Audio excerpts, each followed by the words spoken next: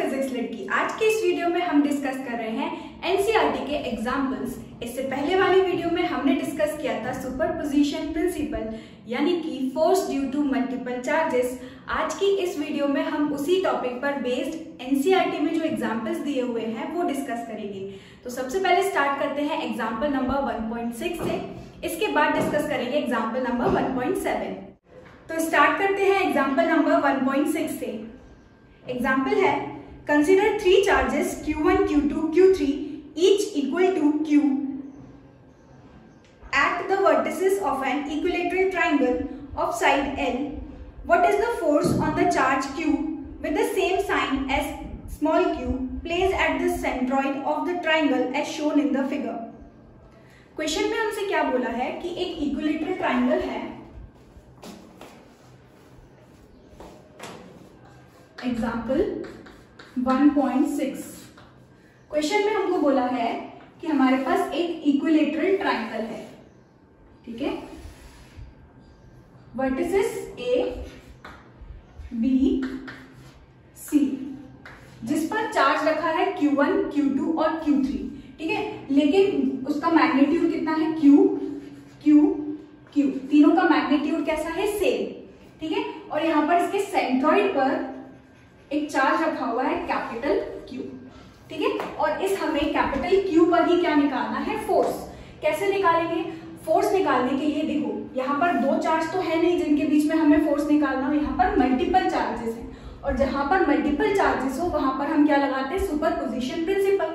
Superposition principle हमको क्या बताता है कि किसी एक चार्ज पर बाकी सारे चार्जेस मिलकर जो फोर्स लगा रहे होंगे, हम वो नेट फोर्स कैलकुलेट कर सकते हैं। सुपरपोजिशन प्रिंसिपल हमको क्या कहता है कि F net on Q is equal to force. देखो, अगर हम यहाँ Q की बात कर रहे हैं, ठीक है, यहाँ पर मान लेते हैं ये क्या है? पॉइंट हमारा O, ठीक है। तो सबसे पहले हम क्या देखते हैं? ऐसे में साइन देखते हैं और हम ये देखते हैं कि हमारा जो Q चार्ज है ना, जिस पर हमें फोर्स निकालना है, उसका डायरेक्शन हम चेक कर लेते हैं, ठीक है। तो यहाँ पर अगर हम देखें ये Q, ये इस कैपिटल Q पर क्या लगा रहा होगा? एक टाइप का फोर्स। अब वो फोर्स अट्रैक्टिव होगा या रिपल्सिव होगा? तो क्योंकि यहाँ पर दिया गया है कि ये जो कैपिटल Q है और यहाँ वर्टिसेस पर जो चार्ज रखे हुए हैं उनका साइन कैसा है? सेम। और अगर साइन सेम है तो यहाँ पर अगर हम देखेंगे तो इस चार्ज की वजह से ये वाले चार्ज पर किस टाइप का सेम साइन है? तो रिपल्शन, फोर्स ऑफ रिपल्शन यहाँ पर हमारा कैपिटल Q फील करेगा, ठीक, जिसकी वजह से हमारा कैपिटल Q कहाँ भागेगा? ऐसे नीचे भागेगा, ठीक है। तो ये हो गया हमारा फोर्स ऑन O या फिर Q ड्यू टू A, ठीक है। अब यहाँ पर हम देखें तो B भी इस पर फोर्स लगा रहा होगा। अब यहाँ सिमिलर साइन है फिर, तो यानी कि ये भी क्या होगा? रिपेल होगा। रिपेल होगा तो ये इस तरफ नहीं आएगा, कहाँ चला जाएगा? उस तरफ, यानी कि ये फोर्स हो जाएगा force on O due to B, ठीक। और यहाँ पर एक और चार्ज है तो ये भी इस पर फोर्स लगा रहा है कुछ इस डायरेक्शन में, ये भी रिपेल हो जाएगा। क्यों? क्योंकि यहाँ पर भी कैसे चार्जेस थे? सिमिलर चार्जेस थे, ठीक है। ये हो जाएगा force on O due to C, ठीक। तो यहाँ पर हमने क्या देखा? 3 चार्जेस हैं और ये तीनों चार्जेस मिलकर इस बीच वाले चार्ज पर, जो कि सेंट्रॉइड पर रखा हुआ है चार्ज, उस पर मिलकर के क्या लगा रहे हैं? फोर्स लगा रहे हैं, ठीक है। तो इस Q चार्ज पर, कैपिटल Q चार्ज पर हमें नेट फोर्स निकालना है। तो हमने लिखा net force on Q is equal to force on Q due to A या फिर O ड्यू टू A हम लिख सकते हैं, plus force on Q due to B, force on, अच्छा इसको O ही लिख लेते हैं, ठीक है। Force on O due to A, force on O due to B, force on O due to C, ठीक। अब हमें क्या करना है? यहाँ पर 3 वेक्टर्स हैं। इन तीनों वेक्टर्स के लिए पहले अलग अलग फोर्सेस का मैग्नीट्यूड निकालते थे। तो सबसे पहले अगर हम यहाँ निकालें magnitude of force on O due to A, ठीक है, जो कि क्या हो जाएगा? फॉर्मूला हमारा इन दोनों के बीच लगने वाला, ये तो दोनों कैसे हैं? पॉइंट चार्जेस हैं और 2 चार्जेस हैं, यानी कि हम यहाँ पर कूलम्स लॉ अप्लाई कर सकते हैं। कूलम्स लॉ क्या होता है हमारा? K Q1 Q2 upon R square, ठीक। तो यहाँ पर Q1 हमारा क्या हो जाएगा? स्मॉल q, Q2 हमारा क्या हो जाएगा? कैपिटल Q, और इन दोनों के बीच का डिस्टेंस। तो यहाँ पर हमको इन दोनों के बीच का डिस्टेंस दिया हुआ है क्या? नहीं, यहाँ पर हमें A O से लेके A तक के डिस्टेंस को हमें निकालना होगा, ठीक है। लेकिन हमको यहाँ पर इस AB, BC और CA की हमको जो साइड है वो पता है, उसकी लेंथ कितनी दी हुई है L। यहाँ से ये भी कितना हो गया L, ये भी L और ये भी कितना है L, ठीक है। तो अगर हम देखें हमें इस OA की, इस OB की, O से लेके C तक के डिस्टेंस की जरूरत पड़ रही है, क्योंकि यहाँ पर हमें फोर्स निकालना है जो कि क्या होता है K Q1 Q2 upon R square, distance between the charges. तो यहाँ पर इन दोनों चार्ज के बीच का डिस्टेंस, इन दोनों चार्ज के बीच का डिस्टेंस, इन दोनों चार्ज के बीच का डिस्टेंस हमको निकालने की जरूरत पड़ रही है, ठीक है। तो अब निकालेंगे कैसे? देखो सबसे पहले हम क्या करेंगे, यहाँ पर ऐसे परपेंडिकुलर ड्रॉप किया, ठीक। तो ये हमारा D पॉइंट जो है ये हमारा क्या हो जाएगा, क्योंकि ये सेंट्रॉइड को टच करते हुए आया है, तो ये जो लाइन है AD हमारी, ये क्या हो गई मीडियन। और अगर ये मीडियन हो गई तो यहाँ से ये जो L होगा इसको ये 2 पार्ट्स में डिवाइड कर रही होगी, यानी कि यहाँ से ये हो जाएगा L/2, यहाँ से ये हो जाएगा L/2, ठीक है। और क्योंकि हमको दिया हुआ था कि ये एक इक्विलेटरल ट्राइंगल है, ठीक, इक्विलेटरल ट्राइंगल है, तो ये पूरा एंगल कितना हो गया 60 डिग्री। लेकिन सेंट्रॉइड और वर्टेक्स से टच करती हुई जो लाइन है ना, ये क्या करती है, बाइसेक्ट करती है इस एंगल B को, यानी कि अगर ये पूरा एंगल 60 था तो ये एंगल कितना हो जाएगा 30, ठीक। अब हमारा ये एंगल हो गया 30, ये साइड हो गई हमारी कितनी L/2, हमें चाहिए साइड OB, और जितनी हमारी OB होगी उतनी ही हमारी OA होगी और उतनी ही हमारी OC होगी, क्योंकि ये एक इक्विलेटरल ट्राइंगल है, ठीक है। तो बस हमें यहाँ पर अब क्या करना है, OB को फाइंड करना है। लेट अस सपोज OB की जो लेंथ है वो कितनी है R, ठीक। तो यहाँ से देखो आपको एक ट्राइंगल दिख रहा है, ये हो गया 30, ये हो गया R, ये हो गया L/2, ठीक। तो अगर ये परपेंडिकुलर है ना, ये 90 डिग्री है, तो 90 डिग्री के सामने वाला हमारा क्या हो गया हाइपोटेनियस, और एंगल के साथ वाला हमारा क्या होता है बेस, यानी कि यहाँ पर हम अप्लाई कर सकते हैं cos theta is equal to base upon hypotenuse, ठीक है। अब बेस हमारा क्या हो जाएगा L/2 cos 30 is equal to R upon L, sorry, it is L/2 and R, hypotenuse हमारा क्या है R, ठीक। और यहां से हमें R की वैल्यू चाहिए, तो R हमें कितना मिल रहा है, देखो L/2 और cos 30 कितना होता है √3/2, तो ये हो जाएगा √3/2, 2 से 2 कैंसिल, तो ये मिला हमको L/√3। हमको कितना मिल रहा है डिस्टेंस L/√3, यानी कि यहाँ O से लेके B डिस्टेंस भी कितना हो गया L/√3, O से लेके A डिस्टेंस भी कितना हो गया L/√3, और O से लेके C डिस्टेंस भी हमको कितना मिल गया L/√3, यानी कि A पर जो चार्ज रखा है उसका सेंटर से ये जो कैपिटल Q चार्ज रखा है उसका डिस्टेंस कितना मिला हमको L/√3, जो कि हम यहाँ पर पुट कर सकते हैं, क्योंकि हमें इन दोनों चार्ज के बीच का ही तो डिस्टेंस चाहिए था, ठीक है। तो सिमेट्री से तीनों जो हमको डिस्टेंस है वो मिल चुके हैं। तो अब हम यहाँ पर फॉर्मूले में पुट कर देते हैं, क्या होता है फॉर्मूला K Q1 चार्ज हमारा क्या है Q small q, Q2 charge हमारा कितना है कैपिटल Q, और उन दोनों के बीच का डिस्टेंस, इन दोनों के बीच का डिस्टेंस कितना है L/√3 का हमको क्या करना है square, K Q1 Q2 upon R square, तो ये हो जाएगा L/√3 का होल स्क्वायर। तो ये कितना मिला K Q into 3 upon L square, ठीक है। अब हम निकाल लेते हैं force on Q due to B, उसका मैग्नीट्यूड, ठीक। यानी कि यहाँ इन दोनों के बीच अगर हम फोर्स निकाले कूलम्स लॉ के हेल्प से, वो भी ऐसे निकलेगा K, यहाँ पर चार्ज कितना रखा है Q, सेंटर में चार्ज कितना रखा है कैपिटल Q, इन दोनों के बीच का डिस्टेंस फिर से कितना है L/√3, तो करेंगे L/√3 का होल स्क्वायर, तो वापस हमको यही मिल गया। ऐसे हम निकाले magnitude on O due to C, ठीक। तो यहाँ पर भी सेम डिस्टेंस L/√3, चार्जेस भी कैसे हैं सेम है, तो सेम रिजल्ट हमको यहाँ पर मिलेगा K Q upon L square upon √3 का स्क्वायर, ठीक। तो यहाँ हमने सबसे पहले मैग्नीट्यूड निकाल लिया। अब हमारा टास्क ये है कि हम इन तीनों का क्या करें वेक्टर सम करें। तो वेक्टर सम करने के लिए हमने तो सिर्फ एक फॉर्मूला पढ़ा था, √A² + B² + 2AB cos theta, तो उसमें तो हमारे दो इस बार हमारे पास कितने वेक्टर हैं, 3 वेक्टर हैं। ठीक है, तो फॉर्मूले में तो हमारे वेक्टर सम वाले फॉर्मूले में हमने फॉर्मूला पढ़ा था किसके लिए, 2 के लिए, a² + b² + 2ab cos theta, है ना। तो यहाँ 2 वेक्टर होते थे, लेकिन अब हमारे पास कितने वेक्टर हैं, 3 वेक्टर हैं।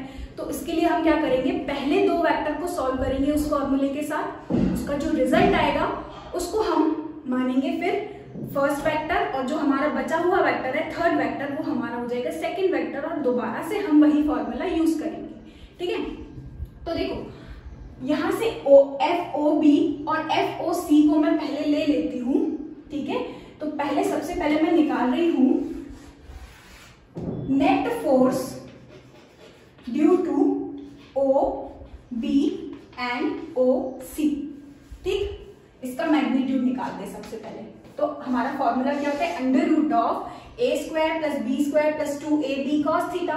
तो देखो अगर यहाँ पर हम देखें तो इसका जो मैग्नीट्यूड है कहाँ गया, FOB और FOC का दोनों का मैग्नीट्यूड कैसा है, सेम।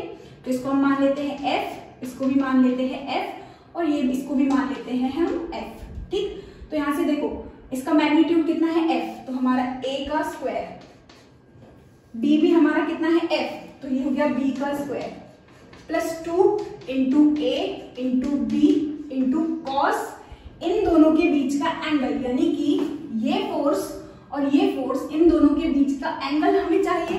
ठीक, तो अगर ये इक्विलेटरल ट्रायंगल है, ये कितना हो गया 60, ये अगर 60 हो गया तो यहाँ पर ये जो एंगल बनता है ये इसका कितना होता है, ट्वाइस होता है। अगर ये 60 है तो ये कितना हो जाएगा एंगल 120, और यहाँ से वर्टिकल ऑपोजिट एंगल अगर हम देखें तो ये 120 है, तो ये एंगल भी कितना हो जाएगा 120, यानी कि एंगल बिटवीन FOB FOC हमको कितना मिल रहा है 120।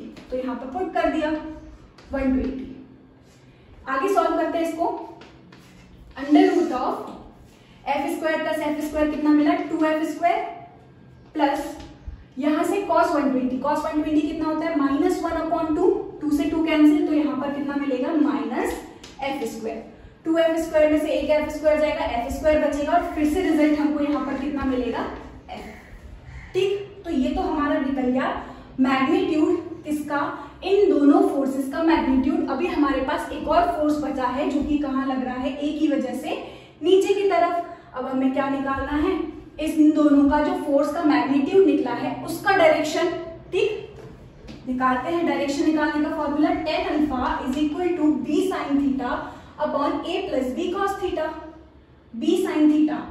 ठीक है, तो b हमारा कितना है f sin थीटा, थीटा की वैल्यू कितनी थी 120 upon a + b cos theta. ठीक है, f sin 120 कितना होता है √3/2, ये हो जाएगा f1 माइनस cos 120 कितना होता है -1/2, तो यहां से f को कॉमन निकाला कितना बचेगा 1 -1/2। ठीक, तो ये कितना मिलेगा, देखो f √3/2, और यहाँ से 1 - 1/2 यानी कि f/2। फिर से देखो f/2 से f/2 क्या हो जाएगा कैंसिल, हमारे पास बचेगा tan α = √3। 10 की वैल्यू √3 कब होती है, जब हमारे अल्फा का एंगल कितना हो, जब हमारा अल्फा 60 डिग्री हो। ठीक, तो अब हमें फर्स्ट वेक्टर से जो नेट है FOB और FOC का जो नेट है वो हमको मिल चुका है। इस फर्स्ट वेक्टर से कितना डिग्री पर है, 60 डिग्री पर है, यानी कि ये निकल गया F net due to OB and OC। अब हमारे पास फिर से कितने वेक्टर बचे हैं, 2 वेक्टर बचे हैं। कैसे, अगर मैं यहाँ पर ड्रॉ करूं तो एक वेक्टर हमारा ऊपर की तरफ है जो कि क्या है, हमारा रिजल्टेंट है किसका, F नेट है किसका, FOB और FOC का, और नीचे हमारे पास बचा है force on O due to A। अब ये दोनों बचे हैं, और अगर हम ध्यान से देखें इन दोनों के बीच एंगल कितना है 180। इन दोनों का मैग्नीट्यूड कितना आया था, रिजल्टेंट का मैग्नीट्यूड कितना आया था F। यहाँ पर हम देखें तो इसका भी रिजल्टेंट कितना है F। ये क्वेश्चन तो यही सॉल्व हो गया।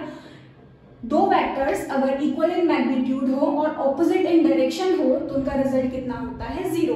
तो यहाँ पर हमारा जो F नेट निकल के आया कैपिटल Q का, जो कि सेंट्रॉइड पर रखा है, वो कितना है 0। फिर भी अगर हमें इसको सॉल्व करके लिखना हो तो वो भी हम कर लेते हैं, जैसे कि F net on Q is equal to force on O due to A plus force on O due to B plus, ठीक है, इसको एक साथ लिख लिया। अब अगर हमें मैग्नीट्यूड निकालना है तो हम वही फॉर्मूला लगेंगे, under root of A square, इस बार हमारा ए किसको मान लेते हैं, इसको, ये हो गया F square plus second vector हमारा कौन सा है, इन दोनों का नेट यानी कि ये F square plus 2f cos, इन दोनों के बीच एंगल कितना है, एंगल कितना बन रहा है 180 डिग्री, तो ये हो गया 180 डिग्री। कॉस 180 की वैल्यू कितनी होती है -1, तो यहां से हमको क्या मिला 2f स्क्वायर, -1 होती है तो प्लस और माइनस कितना हो जाएगा -2f स्क्वायर, और फाइनली रिजल्ट में हमको क्या मिला 0, यानी कि एफ नेट ऑन क्यू हमको कितना मिल रहा है 0। ठीक है, तो यहीं पर खत्म होता है हमारा एग्जाम्पल नंबर 1.6। आई होप आपको समझ में आया हो। ठीक है, अब करते हैं हम example number 1.7। Example 1.7, consider the charges Q, Q and -Q placed at the vertices of an equilateral triangle as shown in the figure 1.10. What is the force on each charge? Example 1.7. Example 1.7 में हमको फिर से एक equilateral triangle दिया हुआ है। इस बार हमारे पास वर्टिसेस पर चार्ज रखे हुए हैं -Q, Q एंड +Q। ठीक है, और हमें निकालना है फोर्स ऑन ईच चार्ज, यानी कि इस चार्ज पर भी फोर्स निकालना है इन दोनों की वजह से, इस चार्ज पर फोर्स निकालना है उन दोनों चार्जेस की वजह से, और इस चार्ज पर फोर्स निकालना है इन दोनों चार्जेस की वजह से। ठीक है, तो इसको हम मान लेते हैं, ये है हमारा A, ये हो गया हमारा B, ये हो गया हमारा C। ठीक, तो सबसे पहले हम फोर्स ऑन A निकालते हैं। ठीक, सबसे पहले नेट फोर्स ऑन A निकालते हैं। नेट फोर्स ऑन A जो कि किसकी वजह से होगा, इन दोनों चार्जेस की वजह से होगा। ठीक है, तो force on A due to B plus force on A due to C। ठीक, तो सबसे पहले हम क्या निकालेंगे, मैग्नीट्यूड निकाल लेते हैं। Force on A due to B का मैग्नीट्यूड, यानी कि A और B के बीच जो फोर्स होगा वो निकाल लेते हैं। हमको यहाँ साइड दी हुई है कितनी, वही L। ठीक, ये भी L, ये भी L, ये भी L। ठीक है, तो यहाँ पर चार्ज कितना है Q, यहाँ भी चार्ज कितना है Q, इन दोनों के बीच डिस्टेंस कितना है L, तो फोर्स इन दोनों के बीच क्या हो जाएगा KQ² अपॉन L²। ठीक, magnitude of force on A due to C निकालते हैं। Force on A due to C is equal to इन दोनों के बीच का डिस्टेंस, इसमें तो हम साइन रखते ही नहीं है, यानी कि ये भी कितना आ जाएगा KQ² अपॉन L²। ठीक, और यहाँ पर अगर हम पहले मैग्नीट्यूड निकाले नेट फोर्स ऑन A का, है ना, मैग्नीट्यूड निकाले, तो मैग्नीट्यूड निकालने का फॉर्मूला क्या था हमारा, F² A² plus B² plus 2AB, है ना, cos थीटा।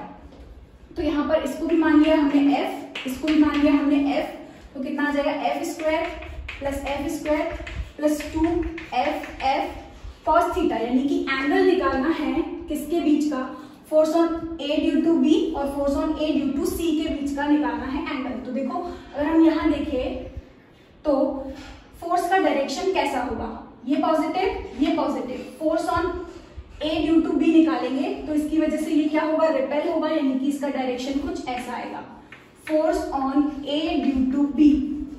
ठीक, यहाँ पर नेगेटिव चार्ज रखा है और यहाँ पर पॉजिटिव चार्ज रखा है, लाइन जॉइनिंग दी सेंटर कुछ ये होगी, और यहाँ पर अगर हम देखें तो नेगेटिव और पॉजिटिव ये एक दूसरे को क्या करेंगे, अट्रैक्ट, यानी कि ये जो होगा इसकी तरफ खिंच जाएगा, ना कि इससे अवे जाएगा। ठीक है, ये इसकी तरफ जाएगा, यानी कि ये हो गया force on A due to C। ठीक, तो इन दोनों के बीच एंगल, अगर इक्विलेटरल ट्रायंगल था तो ये एंगल कितना है 60 डिग्री, और ये पूरा कितना होता है 180, तो ये कितना हो जाएगा 120 डिग्री। बस इन दोनों के बीच एंगल निकल गया, रख देते हैं 120 डिग्री।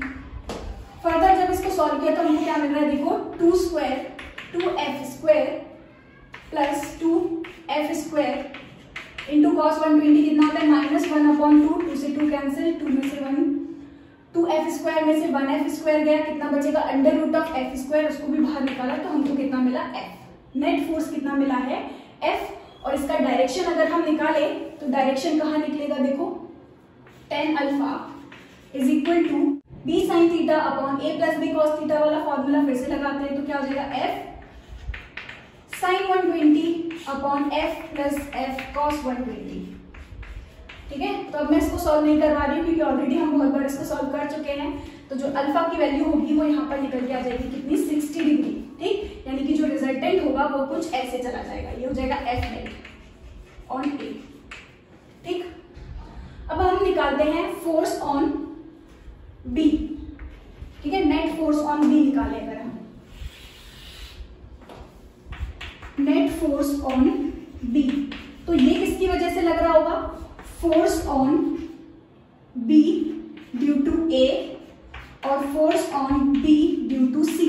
यानी कि अगर हमें बी पे चेक करना है तो कौन से दो फोर्स चार्ज यहाँ पर लगा रहे होंगे, ए होगा चार्ज वो इस पर फोर्स लगा रहा होगा और सी पर जो चार्ज रखा हुआ है वो भी इस पर फोर्स लगा रहा होगा। ठीक है, तो यहाँ पर अगर हम देखें ए पर जो चार्ज रखा हुआ है वो इस पर कैसे फोर्स लगाएगा, क्योंकि सिमिलर है तो ये इस पर रिपल्शन का चार्ज लगाएगा, रिपल्शन का फोर्स लगाएगा कुछ इस डायरेक्शन में। ये हो जाएगा force on B due to A, ये अट्रैक्टिव है। अगर हम सी को देखें तो सी पर नेगेटिव चार्ज रखा है, यानी कि ये दोनों का नेचर कैसा है, अट्रैक्टिव, तो यहाँ पर इस पर फोर्स लगेगा कुछ इस डायरेक्शन में। ये हो जाएगा force on B due to C, और इनके बीच का भी एंगल देखेंगे तो कितना आ जाएगा 120। और अगर हम मैग्नीट्यूड की बात करें तो मैग्नीट्यूड भी इसमें कैसा रहेगा, सेम यही रहेगा जो यहाँ पर हमने निकाला। तो जैसा सिमिलर हमारा ए पर फोर्स निकला है वैसा ही हमारा बी पर निकल जाएगा, जिसका मैग्नीट्यूड कितना होगा, इस नेट फोर्स का जो मैग्नीट्यूड होगा बी पर वो कितना मिलेगा हमको एफ, क्योंकि एंगल भी वही है, दोनों का मैग्नीट्यूड भी वही है। ठीक, और अगर हम डायरेक्शन निकालेंगे तो अल्फा की वैल्यू भी यहाँ पर कितनी मिलेगी हमको 60 डिग्री, यानी कि यहाँ पर ये इसका नेट फोर्स भी कुछ ये आएगा फर्स्ट वेक्टर से 60 डिग्री में। ठीक, ये निकल जाएगा नेट फोर्स ऑन बी। ये इसके एज इट इज है इसलिए मैं नहीं करवा रही हूँ। ठीक है, अब हम निकालते हैं फोर्स ऑन सी। तो सी पर फोर्स कौन से दो चार्ज मिलकर लगा रहे होंगे, जो चार्ज ए पर रखा हुआ होगा वो फोर्स लगा रहा है और जो चार्ज हमारा बी पर रखा हुआ है वो फोर्स लगा रहा है। ठीक है, तो यहाँ पर अगर हम देखें तो सी ए की वजह से अट्रैक्ट होगा, यानी कि ए इसको इस तरफ ऐसे खींच रहा होगा। ठीक, बी को देखेंगे तो बी भी इसको ऐसे खींच रहा होगा कुछ इस डायरेक्शन में। ठीक, तो हम निकालते हैं एफ नेट ऑन सी। तो ये होगा force on C due to A plus force on C due to B. सबसे पहले अगर हम मैग्नीट्यूड निकाले एफ नेट ऑन सी तो क्या निकलेगा, under root of force on A due to C plus force on C due to B. अगर हम मैग्नीट्यूड की बात करें तो बिल्कुल K Q square upon L square ही निकलेगा। ठीक है, अब इसको निकालने की जरूरत तो है नहीं, हम बहुत बार निकाल चुके हैं। तो यहाँ पर अगर हम देखेंगे force on A due to C, a vector जो होगा वो भी हमारा कितना हो जाएगा, देखो फोर्स ऑन ए और सी के बीच फोर्स कितना है एफ, इसको हम ले लेते हैं एफ स्क्वायर प्लस सी और बी के बीच भी अगर हम देखेंगे तो के स्क्वायर अपॉन एल स्क्वायर, यानी कि उसको भी हम एफ मान सकते हैं।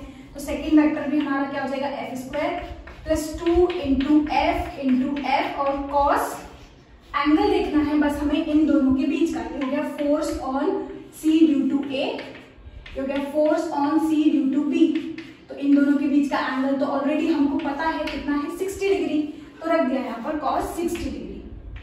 ठीक, तो ये कितना मिला देखो F square plus F square 2f square, cos 60 कितना होता है 1/2, 2 से 2 कैंसिल तो हमको कितना मिलेगा 2f square plus F square, यानी कि under root of 3f square, और इसको बाहर निकालेंगे तो √3f। ठीक, यानी कि नेट फोर्स ऑन सी कितना मिला हमको, नेट फोर्स ऑन सी कितना मिला √3 इंटू एफ, एफ कितना है के Q square upon L square. ठीक है, और इसके डायरेक्शन की अगर हम बात करें तो वही tan alpha is equal to F sine angle theta कितना है 60, तो रख दिया sine 60 upon F plus F cos 60। इसको सॉल्व करेंगे तो अल्फा कितना निकल जाएगा 30 डिग्री, है ना, यानी कि हमारे इस फर्स्ट वेक्टर से 30 डिग्री कुछ ऐसे आ जाएगा। ये हो गया एफ नेट ऑन सी। ठीक, तो ये निकल गया हमारे net force on A, net force on B और नेट फोर्स ऑन सी। ठीक, अब ये क्वेश्चंस आप प्रैक्टिस करते रहेंगे तो ये फॉर्मूला भी याद हो जाएगा और इस क्वेश्चन को किस तरह से प्रैक्टिस करना है वो भी। ठीक है, तो यहाँ पर खत्म होता है हमारा एग्जाम्पल नंबर 1.7। इसके बाद हम कुछ और सुपरपोजिशन पर क्वेश्चंस डिस्कस करेंगे। सिर्फ 2 से 3 क्वेश्चन और हैं, वो इससे सिमिलर नहीं है बल्कि थोड़े से अलग हैं, तो वो क्वेश्चंस भी हम डिस्कस कर लेंगे। ठीक है,